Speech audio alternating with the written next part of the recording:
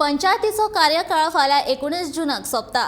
त्या आदी सरकारान 175 पंचायतीचेर प्रशासकांची नेमणूक केल्या। हे प्रशासक दर मंगळारा, बिरेस्तारा आनी शेनवारा पंचायतीन हजर आसतले।